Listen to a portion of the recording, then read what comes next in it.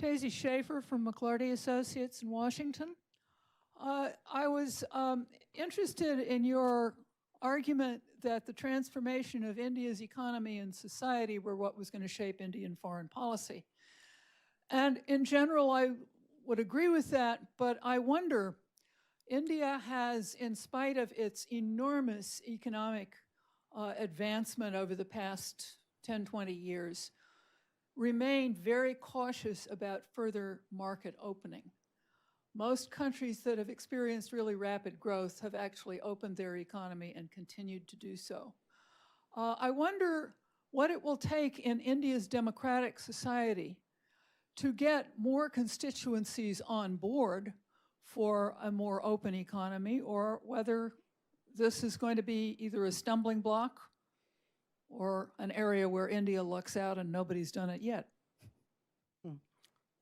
You know, look, if I were to look at the trend line, I would say the trend line would obviously be that India is moving towards a more open economy. India is a more open economy in 2019 than it was in 2009, and more in 2009 than it was in 99. And so if you take 92 as a sort of a bottom line, I think there's a fairly clear direction in which we are going. Now, here's the challenge. Some of the areas, now, first of all, I'm not disputing the underlying assumption. If you ask me, should we be opening up more? My answer to you would be a yes, but it would be a qualified yes.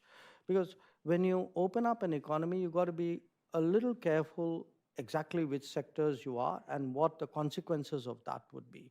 There would be sectors where, let us say, the employment, the sector affected would be, small farmers, marginal subsistence farmers.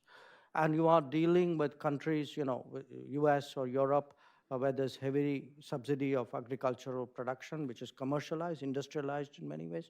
And it's therefore a very uneven competition in a way. So you weigh your sort of pluses and minuses, and we are not unique in doing that. I mean, the United States, which is in a much more secure position, after all, has so many constituencies when it comes to opening up the American economy.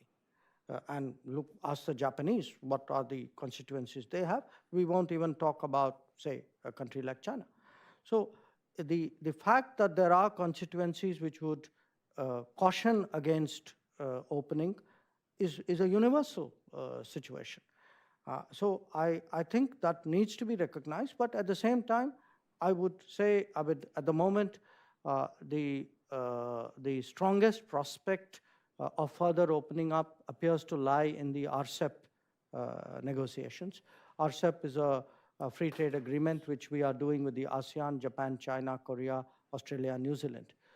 So that, I think, would be a step forward. But after that, who else we would look to for a limited or a full FTA, I think that remains an open question.